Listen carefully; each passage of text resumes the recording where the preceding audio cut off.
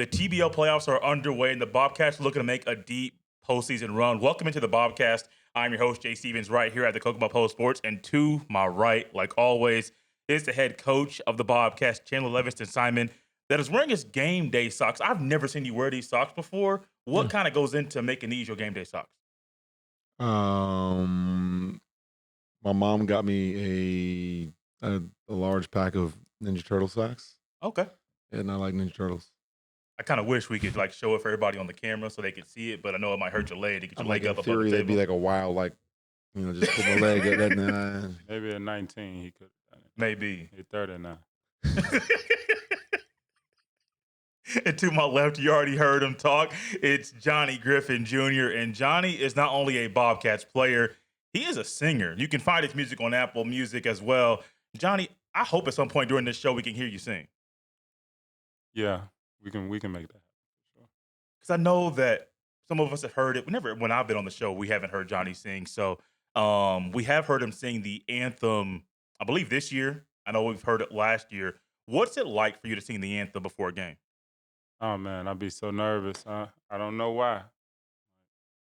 I don't be nervous doing karaoke or nothing singing in front of people personally, but I guess when there's that many people and the national anthem is kind of hard to sing. I just be nervous. I ain't really got comfortable singing it yet. Okay. But I think that comes with practice. So probably the more I do it, then the more comfortable I'll be. Is it easier for you to sing the anthem before a game when you're playing or when you're not playing? I haven't done it when I'm not playing. So, Oh, okay. I can't answer that. You ever sung the anthem before a game? No, No? I can't sing that well. No, I can't either. No. I mean, I can kind of tell you exactly how it's supposed to sound, but it's executed very poorly. So, growing up, did you guys go to church? Yeah. Did you sing in the church choir? No. No? No. Well, not every kid sang in the choir. Well, not every kid. Most kids sang in the choir. No. No? Yeah. I'm assuming you did. No, I was always shy growing up. I used to. People knew I could sing, but a lot of people didn't until I got older. But that's because I never really used to show it or want to sing in front of people. I was just shy. But you don't seem shy anymore. No, I mean, when it comes to certain stuff, you can probably tell that I probably used to be shy because the way I approach it, whatever, I don't just come right out and do it. Right. So, I feel that. I'm not shy now. I wouldn't say it. Did any of your siblings sing in the choir? No. Actually, I'm the only one that didn't do an instrument either. Why? I'm the youngest out of all my cousins and my family, like everybody. Yeah. I kind of just got forgotten. Like, you think I'm joking? Like, no, we go to drop off like my cousins or like my sister or whatever, and then I'm just in the car, just all right, maybe one day. Never happened. Man. But I mean, I had a cool, I guess, with music in terms of that. Like while they were getting, learning how to do that, I was outside with my grandpa. Okay. Okay. And he would, kind of break down a lot of different things musically for me and things like that. And he would, I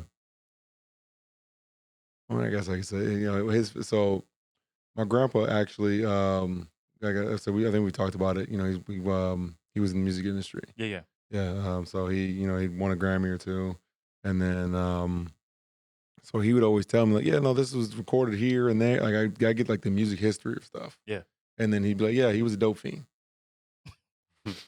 Like, so I can tell you who was on dope back in the 70s. You know what he said? When he realized he could say the story, I was like, I don't know where this is going, but Chandler's gonna make sure that it's okay for us to air on the internet. But I had no idea. No. So I can tell you where things were recorded, what year, different things like that. Like I can identify samples really well. Like so, like any new song that comes out, I can tell you exactly what song it came from. Like if it's from an older song, like different things like that. But I can tell you who was on dope, who wasn't. So, Johnny, before we get into the BobKats, I want to get into your singing career just a little bit. And you released an EP recently. What goes into doing something like that? Um, well, I write my own music, so I mean, with R&B, it's just basically in the past, it's based off of how I feel. It might be how I felt at the moment.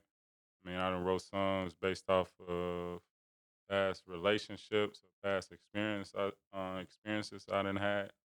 Um, like right now, I'm writing um, the music. I'm trying to reach a certain audience right now. But in the process of trying to reach a certain audience, I got another project I'm working on where it's kind of like for somebody, you know. So that's really all it is. Like that kind of helped me write when I got something to write about. So when you're doing a project that's for somebody, is that something you're doing that you're going to do that and then only give that to that person, or make that public for everybody to hear? I'm gonna make it public, Okay, but they gonna hear it first. I feel that. I feel that. But What for people that have heard Johnny sing the anthem, I have, Chandler has. We've never heard him. I've never heard him sing anything but the national anthem. Um, what could you sing for us right now to kind of show off your vocals? well, all right. Um, I got a song called "What You Like." Um, my music, I'm John G, by the way. My music is on all platforms, so Spotify, Apple Music, Tidal, YouTube. You can find me on there. Um, when you type it in, I should pop up my picture. See what I look like if you know me. My picture should pop up on my cover art. Mm-hmm. That's how you'll be able to find me. But yeah, going back to what I was saying, "What You Like."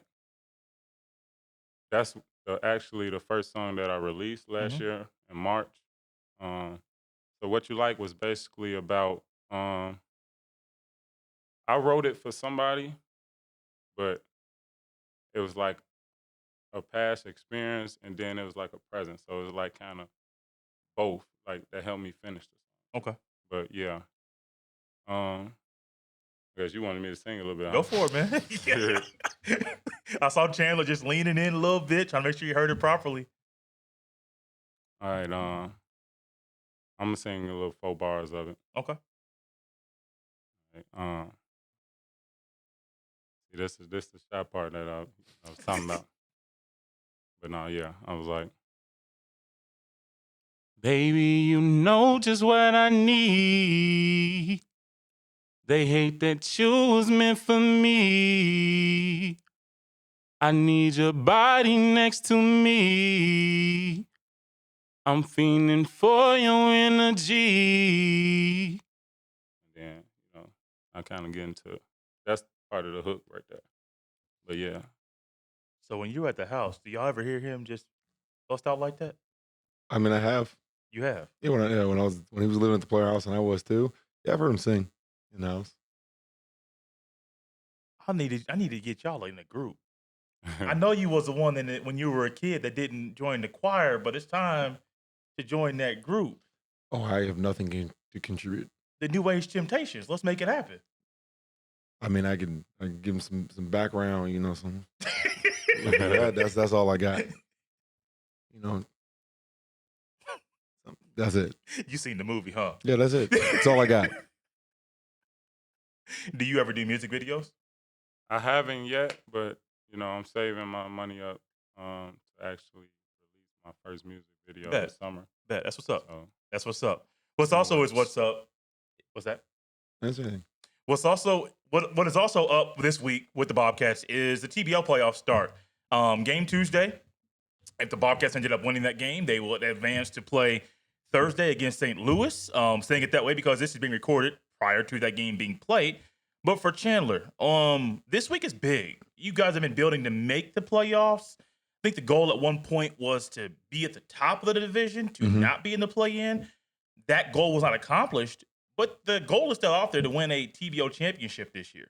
Yeah, some of that was taken out of our hands a little bit. Yeah. With certain circumstances that happened, games that didn't play and didn't happen, and other games that did, and it lost a couple here and there.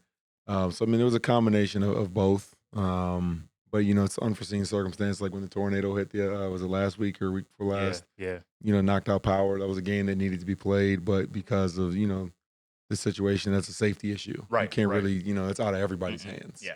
So and then there's not enough time really to make up with gym schedules, and there's not enough time to make up the games. Right. So that was a needed game, but it is what it is though. When we ended up losing in St. Louis, regardless, but it would have been nice to have the opportunity to try and take first. Because really, if Logansport had beat them and then we had won in St. Louis, we would have been number one. But it is what it is. But really, we're just prepared for whatever task has come in front of us, because it's not like the Bobcats haven't been in this situation before in a play-in and then made a deep run. So it's kind of just a part of the story at this point. How are you going to be able to tap into previous experiences playing in the playoffs to help you this year? Well, we got a couple core guys that's been with us. So with the new guys, we really just preaching like we just need to focus on ourselves, because we at our best when we focusing on ourselves, rather than focusing on the other team and the refs. When we focusing on Kokomo, then I don't think there's a team in this league that can really beat us. I feel that because I've seen you guys play at your best this year and even in previous years, and it surely seems like nobody can stop the Bobcats when they're playing their best under you. When you've been coaching them, when your dad's been coaching them, it just seems like there's something special with those core guys, and that when either Cliff or Chandler has brought in guys while you've been here that are brought in the middle of the season, those core guys kind of help everybody get up to speed and get acclimated, especially when you're coming into the team mid-season or even last 2 weeks of the season. It's very hard to get acclimated when the guys are pushing and they're eager, and stuff in practice might get a little tense. You're like, man, why is it like this? Because they're trying to win a championship. So I like the core guys, you being one of them, being able to help guys come in, Rittman and Stamps and other guys that have come in and been very big with the team. Speaking of the team, let's look back a little bit before looking ahead to the playoffs a little bit more. Last week, you won your final home game against Lake County. It was a 133 to 121 win over them. Saturday, unfortunately, ended the regular season with a loss, 104 to 93. What went right? What clicked for you guys in that win over Lake County? Really, we was, like I said before, we just focused on ourselves, and we was trying to protect home court. And playing at home on a good note. Really, we know, there's no more changes that can be made. So, we all we got. And when we look at it like that, then, it's gonna help us in the long run. Like, everybody gotta know their part, like play hard, you know what I'm saying, come in, do what they do when coach give them the opportunity. No matter how much of time we get, we just gotta be ready to go out there and give everything we got. Because win or go home now. And I know that's not a goal for us, and that's not even a question. You know what I'm saying? Like, yeah, we just gotta be ready. You view that win the same way? Yeah, definitely. The one thing that I do know of being on, multiple teams that have made deep playoff runs, Mm-hmm. it's something to be said of the level of focus that needs to be had, and a lot of it, as much as there's preparation for the other team and everything's like that. A lot of it just comes down to how you respond and how we do things, and we try and dictate what Bobcat basketball. I mean, like all the good teams that I've been on that have made a deep run in some capacity have been focused on us as a whole, and making sure the continuity is there and making sure we're all on the same page. So what went down Saturday against St. Louis? Uh, some things didn't necessarily go our way. Okay. Um, shots here and there, some calls. it kind of just it got away from us at the end. I mean, because really, anybody that watched the game, they know it was a max of 6 point game the whole way. So it was close. It was 6 points the whole way, Okay. both ways. Okay. We got up 6, they got up 6. Like I think it was just back and forth. It's like a playoff battle. Yeah, I mean, and then towards the end, it kind of, you're trying to make them make mistakes, and they didn't necessarily make mistakes, and then it kind of got up to 11 or 10, somewhere around there. Yeah, the score kind of got a little bit higher than what it would, or what it was the whole game. But yeah, I mean, for the most part, the game was super close.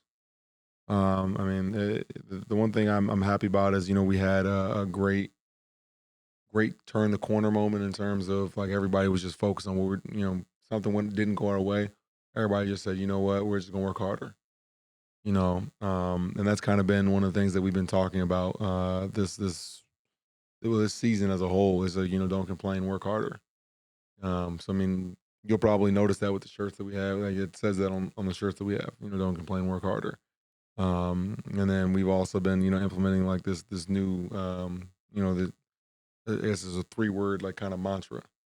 It kind of turns into I guess it's bet, but like you turn it into an acronym. Yeah. Belief, energy, and trust. Because we've been saying, we got to believe that we can do this. And we need positive energy. We got to have the energy. We have to come with energy.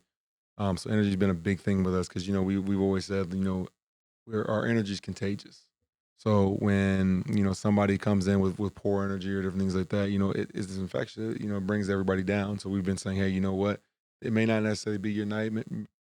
Bring positive energy. And then trust. We have to trust in each other and the rotations, and trust that each other can do what we need to be done. It all comes together. And then the acronym itself, like bet. We've been betting on ourselves this whole time. And with that, with all the guys that have been in TBL, and everybody will tell you, everybody's got their own experience in life and different things like that. And most times than not, everybody's had to bet on themselves at one point in time. And to get to this point, you've won in some regard. So we've kind of turned that into what's something we're focusing on this year and moving forward to the playoffs. I love that. He's talking about that battle that you guys had against St. Louis, 6 points one way, 6 points the other. Really, to me, when he was describing that, as I said out loud, it sounds like a playoff game. But it's also two teams that know each other very, very well from previous years, but have only played twice this year. So for that moment when St. Louis knows you guys well, they won the division, but you guys are right there with them. You got to be looking forward to potentially playing them on Thursday. Oh yeah, it was good. Every time we play St. Louis, it's always a good close matchup. Um, but I think it's a lot of positives we can, even though we lost, it's a lot of positives we can take from that game. And we didn't win back and watch film and kind of looked at what we can do better for next game. So it's some adjustments that will be made, and I honestly think that we can definitely come out on top next time we play. So earlier this season, Chandler was on here talking about players that have accepted their roles, and you were one of the guys he talked about, saying in other TBL teams you might be a starter. You probably would be starting on other teams, but the role this year for you has mainly been coming off the bench. Has that been a major adjustment for you, being a guy that could be starting but now coming off the bench and playing a big role for the team? Well, all my life I've been a starter. I believe, like he said, I can start for any team. But in order for teams to work, you know, people gotta trust their coaches and you know trust what they believe is right, and that's what I did. From the previous years, I mostly came off the bench, and I kind of accepted that role.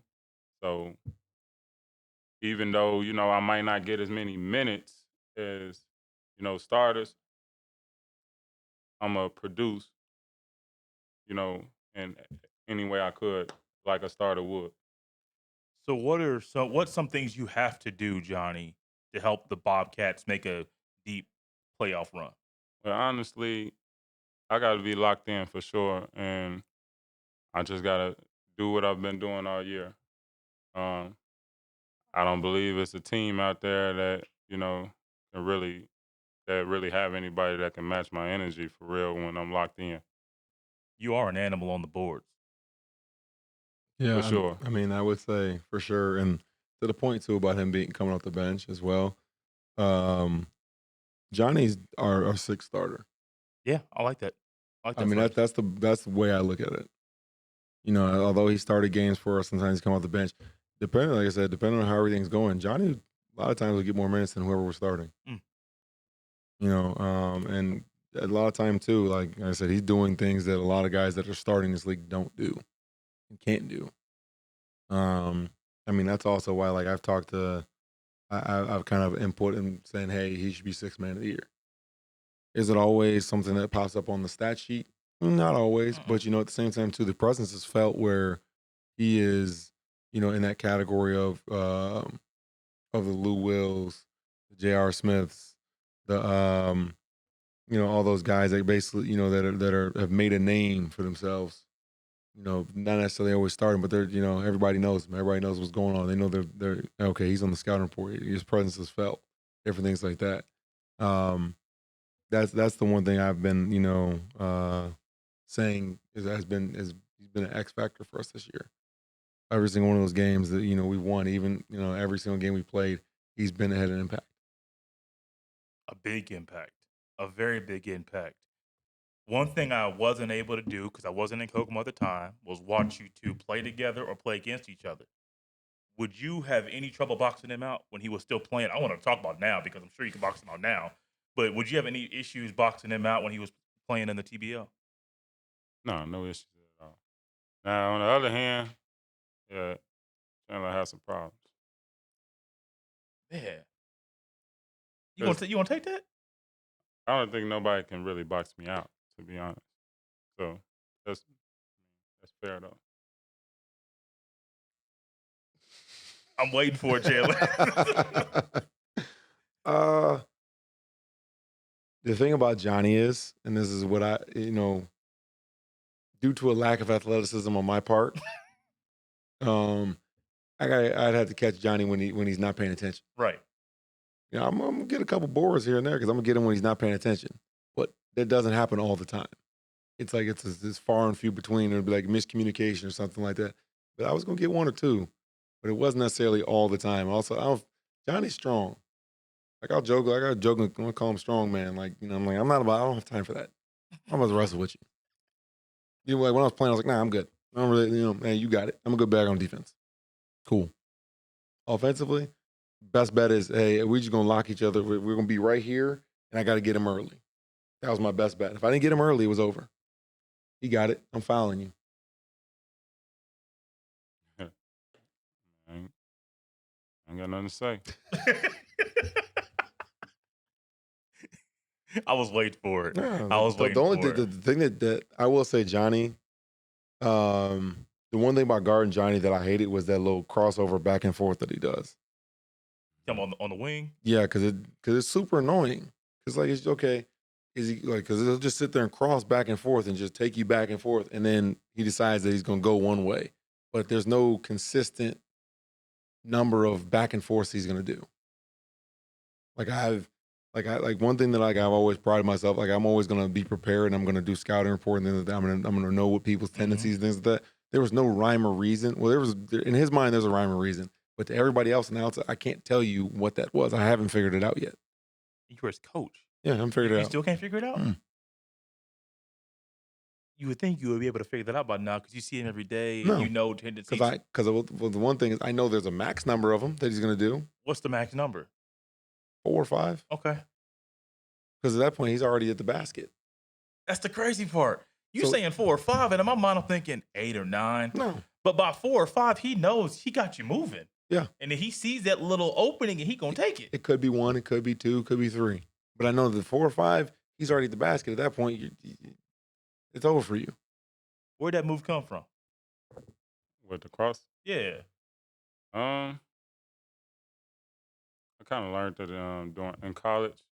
I used to get a lot of isolation plays in college, so I kind of developed over time.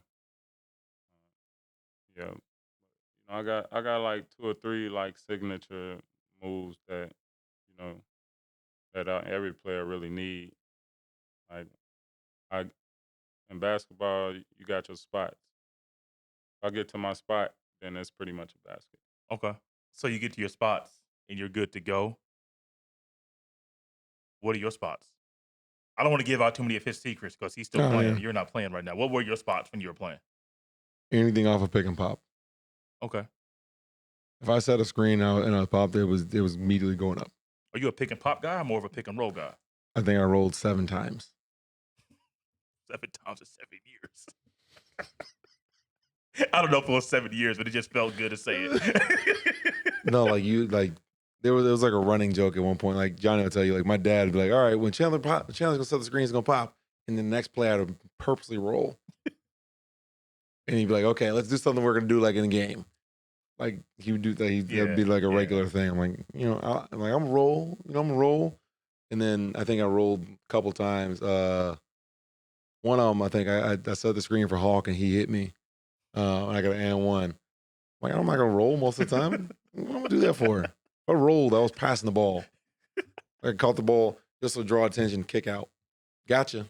I was not scoring that. Oh, Y'all are athletic. I don't know where you're coming from. Oh man. Oh my gosh. What similarities? Because I haven't talked to anybody really about this in a while. What similarities does Chandler have when he's coaching that Cliff had? Well, Cliff's approach, Coach Cliff, approach is kind of like old school, and Chandler, understands. I believe he understands the new school way of going about things, but the system is pretty much similar. Yeah. So, I mean, that's really all I can say. Like the way we go about things, we approach things, like it's pretty much similar. Like playing under his dad, and kind of helped him in a way, understanding how he should, approach things in a coach's manner or whatever. But I'm sure Coach Cliff helps him, kind of mentors him in a way, with him being a new coach too. So I mean, I'm sure a lot is similar. But You still got them similarities. Like you have similarities as your dad. Have you tried to steer to go away from some of those things that you guys have in common? And this isn't my way of saying anything if any of those things are bad. No, I mean, some stuff's a little different. Yeah. There's not a rotating door of people coming in and out. I'll say that's a difference. Because that's one thing. There was 4 people every Monday. Man, I bet that was intense. Yep. You walk through the door and just see new people. Like, what is this dude doing here? Are we going to take my spot? Oh yeah, no. fighting for your job every week. His thing was, and he'd tell you, he's like, you see somebody your size, he's here for you. That is old school. I definitely had I had people coming in and out and different things like that from here and there. Yeah. But it's a little less because it's sometimes you don't get necessarily with certain people. I've come to find out like you're not gonna get the best out of them if they're on always in fight or flight mode. A lot of people respond to that. Some people don't. There's always that that conversation that gets had sometimes when guys are like, am I getting cut? And then you have to have that conversation like, I wasn't planning on it. Like, are you planning on cutting yourself? Like, that kind of conversation. Like, there's definitely been times throughout the history of the BobKats where guys have kind of cut themselves. Like when Slim first got here, he was here for somebody else. And then one of the guys just kind of packed up his stuff and left. Wow. Yeah. Wow. So, yeah, which was super interesting how that concept even worked out. Like that was a whole thing. Yeah.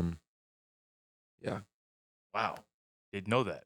There's a way more to that story. It's super entertaining, but at the same time, we don't have time for that. No, we don't have time for that. We definitely don't. What's it been like? Because I think this is the first full season you guys have played at Kokomo, been splitting time between Memorial and other places in previous years. What's it been like playing at Kokomo High School this year inside Haworth Gym? Haworth is cool and all, but I still like Memorial. That's what everybody says. Yeah. It's just like the atmosphere or whatever. Like with the fans and everything. And I like the court better. The rims. Is it softer rims? Yeah. Okay. I know with Memorial, it seems louder. It seems like, and I don't know if they've tried to control the noise volume between the DJ and the band and stuff, or the drum line, but it just feels like more of a bigger event. And it's not. And I'm not knocking Haworth Gym, but it just feels like you're not like you're at a big. Like, Bobcats games already feel big. I guess they just feel bigger to me at Memorial. Does that make sense? Yeah. 100% accurate. Like it feels more of a more of a bigger event. That's really what it comes down to. It's the feel of it's a little different because I don't know it's more of an arena feel. Yes, I think that's what it is. Yes, more than anything because like big most big basketball games are played in an arena, and if you get a Memorial gives off more of an arena, while Haworth it gives off more of a high school feel. Yes, at times. Mm-hmm.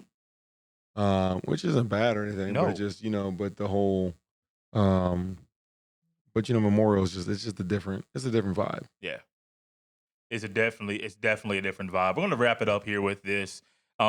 This week, playoff week, game Tuesday. If the Bobcats ended up winning that game, they're going to play Thursday. And Chandler, Logansport, potentially St. Louis. What do the Bobcats have to do this week to be successful on the court?